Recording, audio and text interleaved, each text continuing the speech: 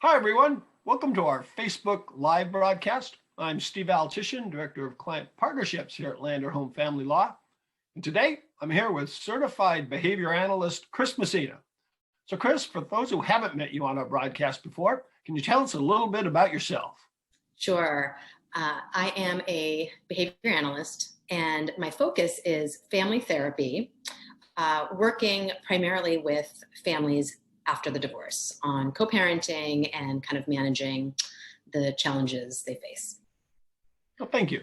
So today's topic is kind of a tongue twister.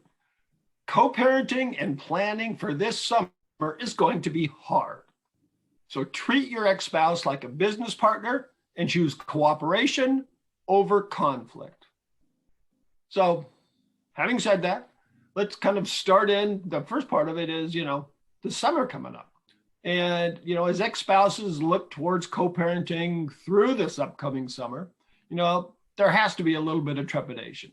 I mean, if last summer's landscape was unknowable, isn't this year's at least going to be uncertain? Uncertain indeed. That might be an understatement.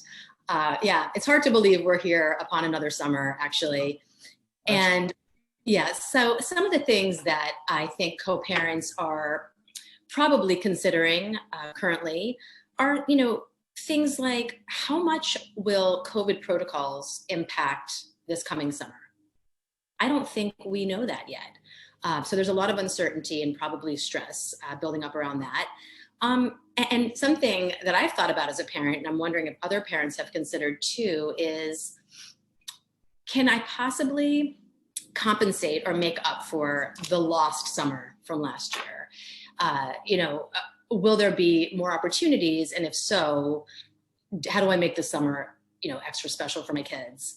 But the biggest question I think parents are probably considering is, can a current parenting plan that we've leaned into and relied on in prior summers, can that handle all of this summer's uncertainty?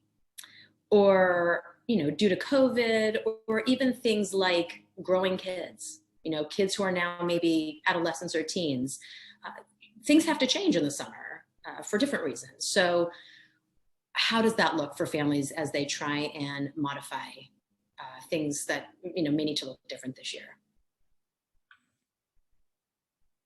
So, obviously, as you know more than anyone, this is going to be hard enough for folks who work well together, co-parents, and for co-parents who don't, this could be very difficult. So what kind of help can you give them? Well, I think it's safe to say that, parents and non-parents alike, I think most of us are suffering from major burnout right now. I think COVID burnout is real. And I think as a result, our nerves are pretty frazzled. I know mine are fried. And I think it might be a bit more likely this summer to see emotions running hot as a result. And, for the emotions to be dictating our decision making, maybe more than they have in the past, because we're at the end of our ropes. So knowing that may be likely for a lot of us, my advice is to consider kind of, reframing the way that maybe you currently look at your co-parenting relationship and consider yourselves as business partners. Business partners. Why in the world would anyone who's in a co-parenting ex-spouse relationship, having got out of one, want to become a business partner with their ex-spouse? Right, exactly. You're thinking, I didn't want to be married to this person. Why would I want to go into business with this person? Well, here's the news. If you are a co-parent, that means you share children with this individual, right? So you are partners for the long haul, whether you like it or not. So, finding a framework to kind of lean into as you think about this relationship is going to be incredibly helpful. So, looking at yourselves as partners can do a lot for you, not the least of which is limiting conflict. So if you limit the scope of your interaction with your co-parent, you are going to remove, hopefully, the emotional component, the personal issues that have generated conflict by eliminating the prior relationship and reframing it in more of a business format. Well, that makes a lot of sense. Yeah. And, creating results in business is the job of a business, right? I mean, they're looking to create something to bring to society. And, you've got kids, and if you can develop positive and peaceful conflict resolution, working together in more of a business manner, you're hopefully going to increase cooperation, right? So we're decreasing conflict, we're increasing cooperation. And if you can approach this in more of a professional manner, appropriate behavior on your part will hopefully encourage the same in your co-parent. Can't guarantee that, but we can hope. No, I like that. I was in Starbucks, and I'm behind some people who are arguing like crazy. It's their turn. They turn, and they're the most respectful, business-like people ordering their lattes. There's something about, getting in that business mindset. But, at the end of the day, aren't co-parenting relationships and business relationships, at the completely different end of the spectrum? They're like different animals, aren't they? Well, yes, in some ways. And that's the good news, because I think everybody is no longer married for a reason, right? So the differences are positives, but there are actually quite a few similarities between business partners and co-parents. So first and foremost, business partners have some kind of product or service that they create that they want to nurture. They want that product to be successful in the marketplace, right? So I think we can probably all agree that as co-parents, we have this very unique and very valuable product, also known as our children. So we are creating something. We have created something, and we hope that we can continue to nurture that for the rest of our children's lives. That makes sense. So, the feelings that people have, that interfere with their ability to work seem to me to be part of a problem. And maybe taking a business attitude can get rid of some of that stuff. Well, when we were discussing this the other day, you made an interesting point, because I shared a similar sentiment that, let's see if we can kind of get rid of the emotional slice. And I think you responded with something like, it's there, it's inherent, right? We are going to have emotional reactions to our co-parent based on our history, but we can make the choice. We can be intentional about not allowing those emotions to drive the bus, right? So I think they're going to be there regardless.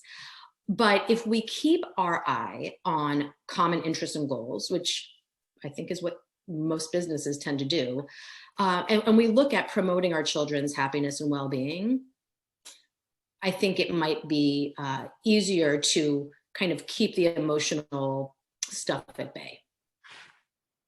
All right, you convinced me. Co-parents can benefit by treating the relationship like a business. So how do we go about starting that? What's the first step we do?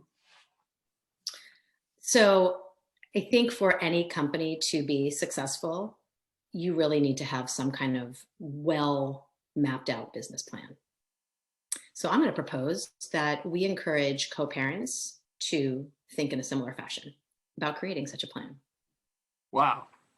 I like that. I like that. Business plans are very direct. They've got specific things they kind of lay out. So let's do that. Let's go through a business plan, and we'll do sort of a model business plan. I'll kind of go through the business end of it, maybe, and then you can kind of let us know how the co-parenting relationship fits in it. So first thing business plans have, everyone I've ever seen, they have a mission statement. It's sometimes long, but usually it's pretty short, kind of an introduction, an explanation of, why their business exists, highlights its place in the community, its vision, its purpose, its values, its goals. That's kind of what a business mission statement is. We're going to have one for co-parents? Yes, we certainly can.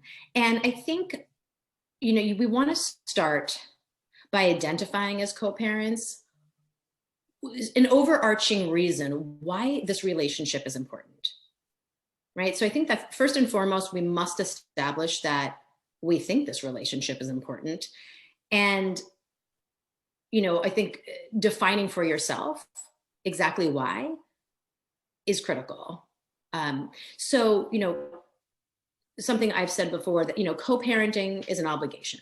You have children, you have a co-parent, it's an obligation. But doing so respectfully and collaboratively is a choice. That right there, if you want to steal it, that can be your mission statement, right? That's a great one. Making it clear to yourself why. So something, as simple as the well-being of my children is my top priority. I want to work as a team. I want to work in the spirit of cooperation. So there are a million ways to spin this, but before you actually start to flesh out the details of the plan, and something you and I said together was, it's probably worth writing all of this down as you are going through and sort of generating these ideas. Before you get into the fine details, come up with that mission or that vision that you have. What is your kind of reminder as to why you're going to even make a commitment to engage in a strong co-parenting relationship? So the next thing I know business plans have, every one that I've ever seen, is description of the business. What the business is. Like we're a cell phone company, or we sell lattes. Kind of where and what sort of realm it operates. Its makeup, and whether it's a partnership, sole proprietorship. Those kinds of things. When I was thinking about the mission statements, ideally, the mission statement would start with we, right? We, feel that our children are a top priority. We want to work in the spirit of collaboration and cooperation. However, I think we know that very often that mission statement might have to start with I. And why? Because if I'm thinking about my business and I'm going to honestly and candidly describe it to myself, I have to be clear about the historical relationship that I've had with my co-parent. So if it hasn't been abundant in cooperation, and if I truly think it's highly unlikely that a co-parent would engage in this type of exercise with me, I might be operating as a sole proprietor, right? And that's fine. Of course, we want a very, collaborative and, highly communicative partnership in a business. You work with what you have. But as you're describing your scenario, be honest with yourself and know that it is perfectly fine and absolutely doable to generate this type of framework for yourself, even if your co-parent is not participating, in the process. You can determine and decide that you want to conduct yourself in a business-like manner, even if your co-parent is not joining you for that ride. So this works for co-parents who are not really communicating well. Even one of the co-parents can sit down and write themselves a business plan and follow a lot of these same kind of steps and ideas. Absolutely. And, when I think about it in relation to this summer, so let's just, assume that you're, a sole proprietor in this business and you are starting to think about the summer. Optimally, you and your co-parent would engage in some type of communication, sharing calendars, swapping ideas about what kinds of camps or trips or activities, the kids would be engaging in this summer. If that is not possible and you're on your own, you can certainly generate, calendars with proposed camps and ideas and send those along to your co-parent, even if they haven't sat down or communicated and, to collaborate about, plans for the kids this summer. So you can make these choices and hopefully model them for your co-parent. Makes complete sense. Third thing in a business plan, I know, they always have a breakdown of their product, their service, what they create, who they serve. I mean, Apple creates iPods and iPads and iPhones and iThises and iThats, and service companies serve different people. So, it's kind of how they're expected to meet not just their demand today, but their demand years from now. Well, I think we can agree children are the product of your relationship. Yeah. There's your product. And, if you want to work in the best interest of your children, you'll benefit from thinking, using a framework like this. The kids are going to always be demanding that parents are working together as the children are growing. You're going to have to be modifying how you are meeting their needs. So your product is there from now all the way through adulthood. So there's upgrades. Yep. That makes sense. That makes total sense. Another thing that businesses do in their business plan, and this is a pretty key kind of part of it, is they'll do a risk analysis. Should we get into this business together? What's the industry like? What strengths and weaknesses do we have? What's our end goal? What are issues that could prevent us from going forward? It sounds like that actually does kind of fit into a co-parent relationship. It definitely does. You have a history with your co-parent. You can pause and take stock of the pitfalls of your relationship based on your history together.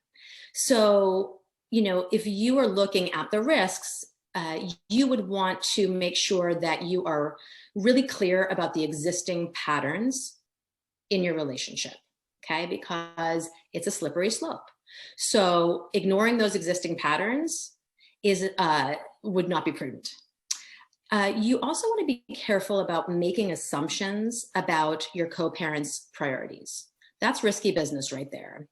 Oftentimes, if one parent seems less engaged because they have a very busy and active work schedule, we can assume as the co-parent that, the kids simply are not a priority for this individual. We know nothing of the reasoning behind why this person is working as hard as they are, and so on. Disregarding professional commitments is also a slippery slope. We want to be really clear and make sure that we are, as honest as we can be about the time that we have free and available, about our schedules. And again, I think assumptions can slip in here as well. And I think an overarching theme is that the feelings and emotions can really dominate decision-making if we are not intentional about doing otherwise. That's a risk, without question. And huge risk. And we were kind of talking about summer, and that this summer I think is going to be emotional, just to say the least. It's like you said, didn't get to do anything. I still got money sitting in my account for airplane from last summer. Don't know what to do. And so it's like I want to do my thing. And I think emotions could be an issue in this summer. This has been a very stressful year. I think that, in addition to that, this sort of nebulous cloud in front of us, none of us know what's coming. So I think it's going to be a whole lot easier to fall prey to old patterns this summer. And we all know that in our relationships, we had some kind of dance. We knew the moves, right? And usually they were not very graceful moves. So making this commitment by really carefully considering all of these components that we're discussing beforehand is hopefully, a pretty solid way. It's not surefire guarantee, but it's a much more helpful way to try and avoid falling into the old patterns. It's anything that helps is good. I mean, it's like the old saying, you fail to plan means you plan to fail. So the and the component you just talked about kind of leads to the next one the business plan does, is they describe their management and organization. What's the core team? What are their skills? Right. What are the primary job responsibilities? Kind of mapping out a chain of command. Right. I think it's really easy to sort of carry with us for a long time our kind of philosophy about our co-parent, right? So presumably the relationship ended for a reason. So we may not be carrying lots of great feelings with us as we move forward. And if we choose to maintain a philosophy about our ex that sounds something like they're lazy, they're unengaged with the children, the kids are not their priority, and fill in the blank, right? I mean, millions of ways in which we can sort of look back on that relationship with disdain and that person. If we choose to carry that with us, there is almost no way that we can identify and use their strengths, because whether or not we want to look at them, everybody has strengths, and use those to benefit the kids. So as we sort of look at the management organization, there are many players in your kids' lives, but there are two CEOs here, right? There are two. If I think about their strength profile and my own, right, I can sort of juxtapose those and make some decisions about, well, hey, my co-parent is really good at navigating sports extracurriculars, or really great at identifying camps, or really, and so on. And if we have a philosophy that is strength-based, which I know is not easy, but possible, if we have a strength-based philosophy about our co-parent, we can really use that to our advantage. I mean, I'm imagining in a business setting, business partners don't have identical skill sets. They're complementary, most likely. Exactly it. The same holds true, but that is a choice, and it might be a really hard commitment for individuals to make, to stop and say, feelings over here, and just look at a little bit more objectively, what does this co-parent of mine do well? That sounds like it's another skill set or sort of, computation to make. Looking forward to this coming summer. I think so. I think that, it's like I mentioned, camps, trips, sports, things. We've got to be creative. I'm not even sure what's available this summer, so we might have to be ultra creative. But I think that, if we have a philosophy, I want to share some thinking of Dr. Ross Green. So he is a child psychologist who talks about the importance of generating a philosophy about a kid. So his thinking is, if you look at a kid with problem behavior and you say, this kid, doesn't want to do well, right? They would do well. They don't want to do well, versus this kid can't do well, right? It's you don't want to, or you can't. Those are two very different ways of looking at behavior, right? And if I say that you don't want to, well, that implies that it's volitional, right? That you have the skills, but you choose not to engage them. Versus, you don't possess this skill set to self-manage or to transition or what have you. And I think if we look at some of maybe the, areas that really frustrate us with our ex, and start playing around with this idea that there are skills embedded in there, that could be a really helpful way to highlight the strengths.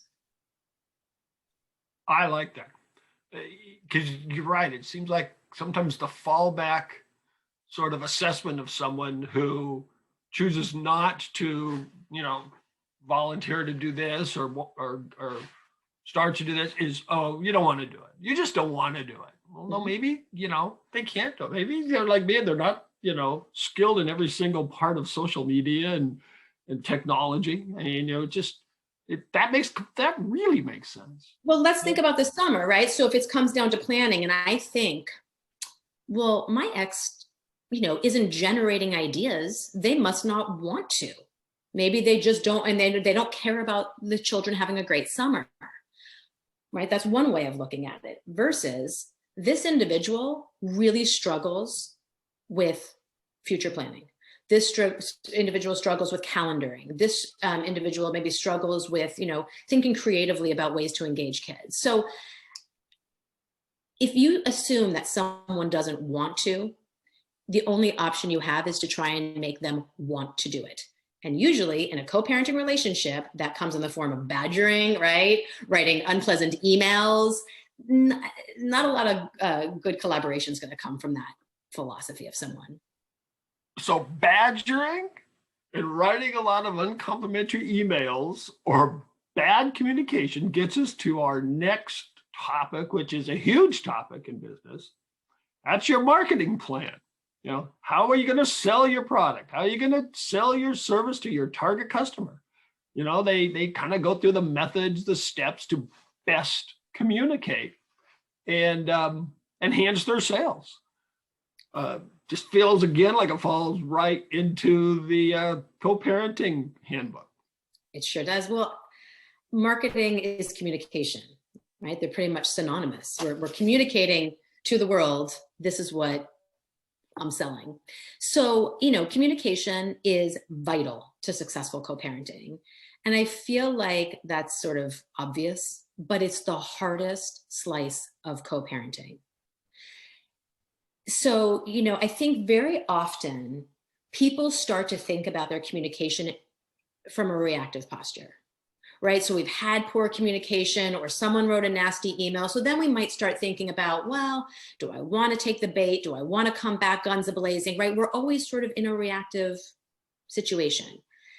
If at all possible, I so strongly encourage people to think about this early on in the co-parenting relationship and craft some kind of plan. Make decisions about how you're going to communicate. What format is going to work best? You may have some trial and error. You may not be able to identify that right away, but start thinking, are we going to be emailers? Are we going to have conversations on the phone? Is that a good idea? Does that ever end well? Are we going to use some kind of app? It's making those decisions and really and truly creating some kind of communication plan is really, really wise if we would like communication to go well. There's help they can get in there. Let's say someone has one of the CAN problems. There's speaking of technology and my iPhone analogies, there's stuff out there people can access. Are you thinking along the lines of apps and things like that? Sure. Right. So our Family Wizard is one that's commonly used. Those are secure and that's kind of an all-in-one platform where, everything is housed here and that is the way we communicate. I think for, communicating with kids, right, that's going to look different. You can have more intimate communications doing FaceTimes and things like that. But the more honest you are with yourself about the history you share with your co-parent, the more likely you are to make good choices about this communication plan. And again, you can make it. Your co-parent doesn't have to sit down with you and say, let's write our marketing plan together. That's highly unlikely. But you can decide based on what you know and based on your own triggers, how you're going to communicate, where are your boundaries, is texting allowed, and so on. That's absolutely an analogy to a business model that's bad. The people who do that, because there's a thing called either sunk cost or a historical cost. You bought something and it doesn't work right, and the boss says we're going to keep using it for the next 20 years until it's paid for, and so nothing ever gets fixed because you are strapped in the history of some of your mistakes. Interesting. Yep. And when I think about this summer, so if you are intentional and careful about how you, for example, propose some camps or time that you'd like to take the kids on a trip or ways you think the kids should spend their time this summer. If you're careful about how you communicate that can make all the difference. Sloppy communication, hasty communication, communication when we are stressed out at work and we are in the middle of something that's already, escalated us, typically is received poorly by the co-parent. So, be careful, be intentional. And I think something that is worth mentioning here, when we talk about the formality of thinking like this, like a business plan, there's formal and there's formal, right? So, being careful and intentional is one thing. I think there's also room for some graciousness and a little bit sprinkle of warmth as well, right? They don't have to be, this isn't a dear sir, situation, right? I mean, the formality is not the point of this. It's the structure, it's removing the emotion, and, treat a little humanity goes a long way as well. So I guess we won't start this to whom it may concern, notwithstanding our present interactions. Yes, because that's also quite off-putting, right? So you can be focused and goal-oriented, short and long-term, and remain on topic without being painfully formal. Right. Well, the final thing that really goes with a business plan is financial projections and, breaking down the needs, the expectations, the market research, managing costs and revenues. Part of that seems like it would apply as well. Well, finances are fun to talk about. I think that this summer, finances might be a particularly hot topic because of what we've just been through, job losses, salary cuts and things like that. So the first thing I'd want to say is be considerate of your co-parent's situation. Things may look different because they have to this summer in terms of what the kids may or may not be able to access regarding finances. The biggest thing that stands out for me is developing a plan for how to handle costs that are not covered in the court-ordered plans, because we all walk away with everything outlined, but there are certain things that we don't address. So that's where the conversation, when you're thinking about your marketing, be really careful about how you broach these topics. But I think keeping a log of ongoing child-related expenses can also be incredibly helpful. A shared document to kind of make sure that conversation about finances is limited. Yeah.